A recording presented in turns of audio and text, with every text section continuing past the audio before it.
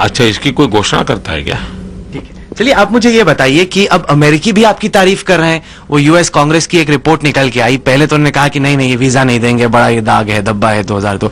अब तो उनकी रिपोर्ट कहती है कि कांग्रेस ने बेड़ा गर्क कर दिया है अपना, एक के बाद एक स्कैम हो रहा है, नरेंद्र मोदी ठीक कैंडिडेट। नहीं, मैं क्या कहूं इसमें? क्या, अरे बताइए आपकी क्या फीलिंग्स है? अमेरिका में आपकी तारीफ हो रही है। देखिए, कोई पहली बार नहीं हुई जी। आप विकीलीक्स के रिपोर्ट देखिए, जितने भी, अगर विकीलीक को आप बारीकी से देखोगे तो जहां जहां विकीलीक के रिपोर्ट में हिंदुस्तान के राजनेताओं का नाम आया है, हर एक का कुछ न कुछ नुकसान हुआ है।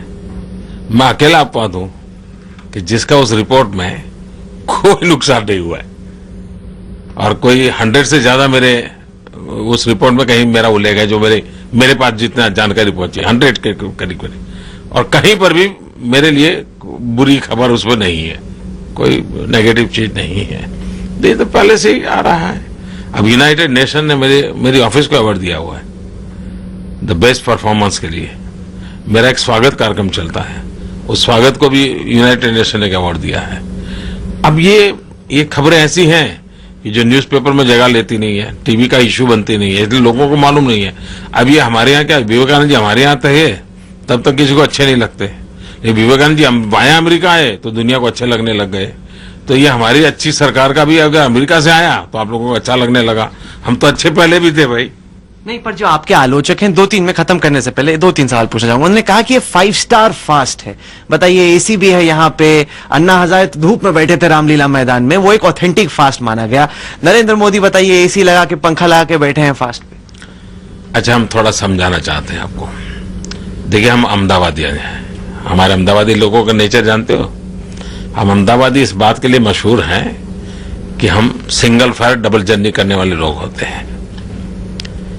हमने हिसाब लगाया कि टेंट लगाएंगे तो कितना खर्चा होगा, तो टेंट लगाएंगे इतना बड़ी मात्रा में, तो करीब 1.5-2 करोड़ रुपया खर्चा आता है टेंट का। बगल में ये कन्वेंशन हॉल पड़ा था, वो 7.5 लाख रुपए मिलता है। अब मुझे बताइए कि मुझे 7.5 लाख वाला लेना चाहिए कि 1.5 करोड़ वाला लेना चाहिए? बड़ी छोटी समझ का विषय है। हमें 7.5 लाख वाला अच्छा लगा, और 7.5 लाख में वहां एसी चल पड़ा, तो इसलिए वो हम गुनहगार हो गए भाई। 1.5 करोड़ रुपया जाता था वो। अच्छा, दूसरा, ये सरकार का कार्यक्रम है, ऑलरेडी सरकार ने कार्यक्रम लॉन्च किया है। अब जैसे राजीव गांधी का जन्मदिन पर पूरे देश में कौमी एकता सप्ताह मनाया जाता है, क्या कभी आपने पूछा है उसमें कितना खर्चा हुआ, किस प्रकार से खर्चा हुआ? कभी पूछा है? उसमें आउटपुट क्या निकला, पूछा क्या? आउटकम क्या निकला, पूछा क्या? किसी को फुर्सत नहीं है जी। और किसी ने आपको पकड़ा दिया, कितना स्टार लाए आप? 5 लाए, 7 लाए, आप उसी को लेके घूम रहे हो। डिटेल तो जाओ भाई। ये तो मानोगे ना कि इतना बड़ा टेंट लगता तो 1.5 करोड़ रुपया खर्चा होता।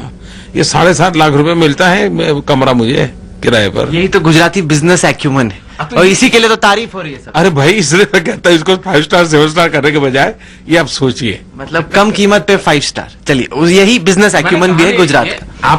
आप इसको स्टार वार की चीजों में छोड़ दीजिए, चलिए छोड़, सही बात। आप भी तो ये जानते हैं कि आप ही की पार्टी में काफी सारे नेता हैं जो थोड़े थ्रेटन्ड हैं आपसे, उनको चिंता होती है कि नरेंद्र मोदी आएगा तो उनका पत्ता कट जाएगा। आपको लगता है कि सब आपका साथ देंगे? ये पत्ता क्या होता है? चांस। अच्छा, हमें तो मालूम नहीं भाई। हमें तो मालूम आप तो जानते ही हैं, तो बार बार बात होती है कि सेकंड जनरेशन में बहुत एम्बिशन है, बहुत एस्पिरेशन है, सभी प्रधानमंत्री बनना चाहते हैं। आपको लगता है कि सब मिलकर एक टीम की तरह काम करेंगे? आपको ये शक क्यों हो रहा है? शक नहीं, मैं सवाल पूछ रहा हूं। नहीं, आपका तो शक के कारण सवाल पैदा होता है। मैं आपको, मेरा जवाब यह है, आप ऐसा शक क्यों करते हैं? भारतीय जनता पार्टी इतने सालों से चल रही है, इतनी बढ़िया ढंग से चल रही है। हम सालों से सुन रहे थे मीडिया के माध्यम से, अटल जी, अडवाणी जी, अटल जी का खैमा, अडवाणी जी का खैमा, हम सुनते रहते थे। मैं अब जैसे पंडितों से पूछना चाहता हूं कि आप लोग देश की जनता को कुछ तो सच बोलो, समझाओ। जैसे हिंदुस्तान की राजनीति में बराबर के 2 नेता साथ साथ काम किया हो लंबे अरसे तक, ऐसा इतिहास मिलता है क्या आपको? लंबे इतिहास से चले जाइए आप। नेहरू, सरदार, वाजपेयी, आडवाणी। सुनिए, आपने कहा ना नेहरू, सरदार, इतिहास कहता है साथ नहीं काम कर पाए। मोरारजी, इंदिरा जी साथ काम नहीं करे। इतिहास गवाह है कि अटल जी, आडवाणी 40 साल साथ काम किया, आज भी साथ काम कर रहे हैं। ये मिसाल है हिंदुस्तान की राजनीति की। लेकिन आप लोगों ने पेंट उल्टा करके रखा हुआ है। आप कोई भी बराबर के दो नेता देख लीजिए, हिंदुस्तान की राजनीति का पूरा इतिहास देख लीजिए, वो दो कभी साथ काम नहीं किया। ज्यादा ज्यादा 5 साल, 7 साल, 10 साल, फिर अलग हो गए। यही दो लोग हैं जो 52 से साथ काम कर रहे हैं, लेकिन आपने दुनिया को बताया नहीं है। पर आप अपने बराबर का किसको मान रहे हैं सेकंड जनरेशन में? पहली बात यह है कि सच यह है कि यहां पर साथ चलना, टीम से काम करना, ये bye and large Bharatiya Janata party की प्रकृति में है और वो आगे बढ़ रहे हैं। वरना ये पार्टी इतने कम समय में हिंदुस्तान के शासन में पहुंची हो, कैसे पहुंची होती? वरना दुनिया में जैसे यूरोप में लेबर पार्टी 80 साल लगे थे उसको, उनको 80 साल वेट करना पड़ा था। यहां बीजेपी को 20 साल में खड़ी हो गई, जनता ने उनको सत्ता दे दी, तो उस पार्टी में कुछ दम होगा। चलिए, आपने ये बात की। एक आखिरी सवाल पूछूंगा खत्म करने से पहले। आरएसएस कहां पे है? ज्यादा आरएसएस का रिप्रेजेंटेशन नहीं दिखा। आरएसएस के चीफ हों, बाकी उनके सीनियर लीडर्स हों, वो तो यहाँ पे नहीं दिखे अभी तक। कहाँ चाहिए आपको? शिविर में? ये शिविर कौन सा था? तो जनता जनार्दन का था, सब लोग थे। पर बीजेपी के तो सब आए। आरएसएस मैं बताता हूँ। पहली बात है, अगर यही आपका मानदंड है तो जैसे सूबे मैंने देखा, यहाँ के संघ के प्रांत संचालक यहाँ थे, संघ के प्रांत प्रचारक थे, मीडिया उनको पहचानता नहीं है, हम क्या करें। अभी शाम को सुरेश जी सोनी थे, उनका तो अनाउंसमेंट भी हुआ और काफी देर मेरे बगल में बैठे थे। शायद आपके यहाँ एक कैमरा वाले फुटेज वुटेज लेते होंगे तो मिल जाएगा।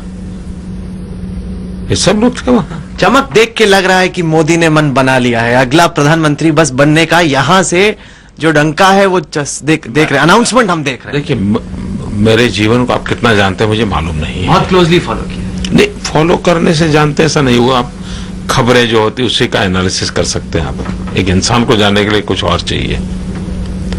देखिए, मुझे कुछ जानता होगा तो मैं बहुत छोटी आयु में घर छोड़ा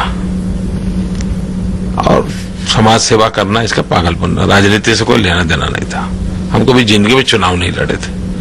अचानक हमें ये मुख्यमंत्री का दायित्व आ गया तो उसको भली भांति अच्छा निभाने का हम कोशिश कर रहे हैं।